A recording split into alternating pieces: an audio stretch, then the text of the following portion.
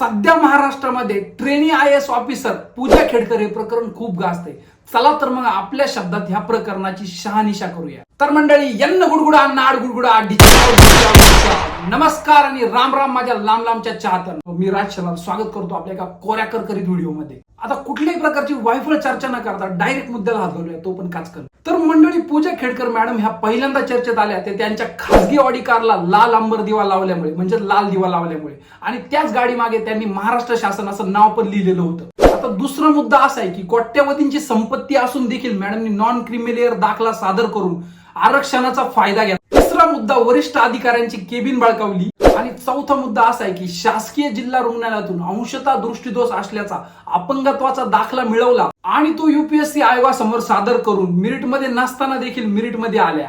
असे वेगवेगळे गंभीर आरोप आज त्यांच्यावर केले जात आहेत. आता हे सगळं प्रकरण काय कमी होतं का? त्यात आणखी भर म्हणून त्यांच्या आईंचा, ज्या त्या गावच्या माजी सरपंच आहे, त्यांचा एक व्हिडिओ व्हायरल होतोय. त्यात त्या रिव्हॉल्वर दाखवून शेतकऱ्याला धमकावण्याचा प्रयत्न करतात आणि त्यांची जमीन बळकावण्याचा प्रयत्न करतात असे दाखवले आहे. आणि पूजा खेडकर मॅडमचे वडील देखील निवृत्त सनदी अधिकारी आहे आणि त्यांच्यावर देखील सेवेत असताना कोट्यवधींची प्रॉपर्टी जमा केल्याचा गंभीर आरोप होत आहे.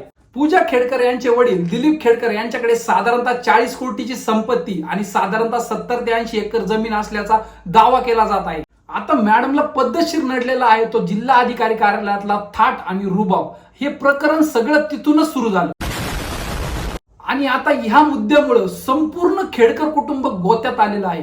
आता मुद्दा असा आहे की साधी पोलीस भरतीची जागा काढून देखील लोक खूप तिला इज्जत देतात, पण काही असले लोक आहेत जे IAS ऑफिसर होऊन देखील असल्या चुका करत आहेत. मुळात म्हणजे खूप कष्ट करून मिळवलेल्या गोष्टीचा माणसाला आदर असतो आणि खूप कष्टातून वरती गेलेला माणूस हा नम्र असतो. आता मला एक गोष्ट समजत नाही, पैसा हा नेहमी पैशावाल्याकडेच का जातो? म्हणजे बघा ना, पूजा खेडकर मॅडमचे वडील देखील सनदी अधिकारी होते, आई माजी सरपंच, आणि त्याच्यानंतर ह्या देखील IAS ट्रेनिंग ऑफिसर झाल्या. आता पूजा खेडकर मॅडमची एकूण संपत्ती 17 कोटींची आहे, तरी देखील त्यांना 8 लाखाच्या खालचा उत्पन्नाचा दाखला मिळालाच कसा? आणि जिल्हा शासकीय रुग्णालयातून नेत्र दिव्यांग आणि मानसिक आजार असल्याचं प्रमाणपत्र मिळालंच कसं? शिवाय पूजा खेडकर यांच्या वडिलांनी लोकसभा निवडणूक पण लढवली आहे, ज्यात ते पराभूत झाले वंचित बहुजन आघाडीकडून. आता न्यूज चॅनल वाल्यांनी मॅडमला जर काही प्रश्न विचारले तर मॅडम एकच रिप्लाय देतात की I am not authorized to give answers.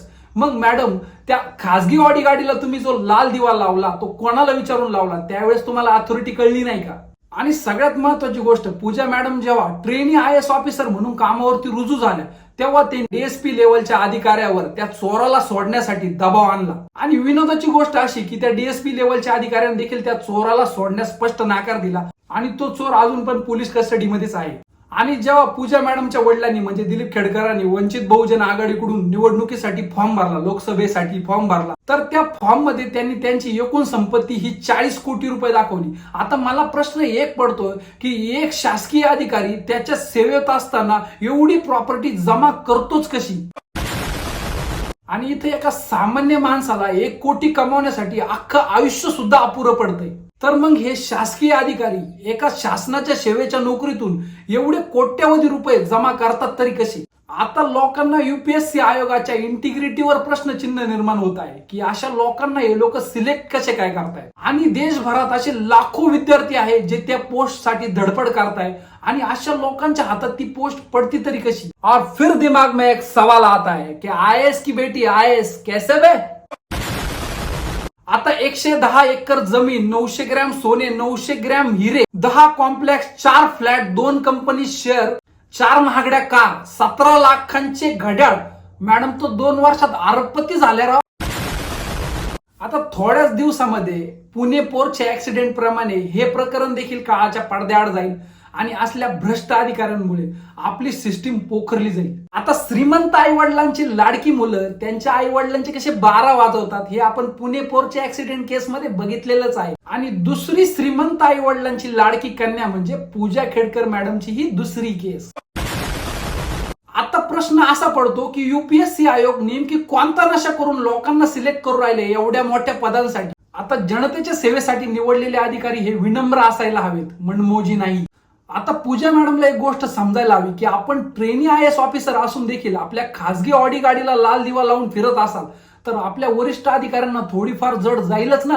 आता ही गोष्ट जर खरी असेल की तुम्ही प्रशिक्षणार्थी म्हणून नियुक्त झाल्या तुम्ही नियुक्त झाल्या जर वरिष्ठ अधिकाऱ्यांकडे स्वतंत्र चेंबर ज्याच्यामध्ये टॉयलेट वॉशरूम जर अटॅच असं मागत असाल तर तुम्ही तेथे ट्रेनिंगसाठी जाताय. तुम्ही कोणता बंगला किंवा प्रॉपर्टी खरेदी केलेली नाही. आता मॅडमला सो कॉल्ड अथॉरिटी नसल्यामुळे त्यांच्या वडिलांनी एका वृत्तवाहिनीला जो बाईट दिला त्याच्यामध्ये समजलं की पाणी कुठं मुरतंय ते. आता हे पूजा खेडकर प्रकरण आवाक्याच्या बाहेर गेल्यामुळे उघडकीस आलं, पण असले अनेक प्रकरण असतील जे दडपले गेले असतील. त्यामुळे पुण्यात राहून युपीएससीचा अभ्यास करणाऱ्या मुलांनो, पूजा मॅडम कडून काहीच घेऊ नका. सरळ अभ्यास करून ती पोस्ट मिळवा. कुठल्याही प्रकारच्या खिडकीची वाट बघू नका, कारण की खिडकीतून गेल्यावर असले हाल होतात. आता मला तर असं वाटायला लागलं राव, हे व्हिडिओ काढण्यापेक्षा ना डायरेक्ट युपीएससीची तयारी करा. काय एवढं अवघड नाही, होता येते कोणाला पण IAS ऑफिसर. आपण पण होऊ. पैसा फेको तमाशा देखो. तर मित्रांनो, व्हिडिओ कसा वाटला नक्की कमेंट करा आणि आपल्या चॅनलला सबस्क्राईब करा. सोबतच बेल आयकॉन प्रेस करायला विसरू नका, जेणेकरून तुम्हाला माझ्या नवनवीन व्हिडिओचे नोटिफिकेशन डायरेक्ट मोबाईल स्क्रीनवर दिसतील. चला तर मित्रांनो, तुमची रजा घेतो. धन्यवाद.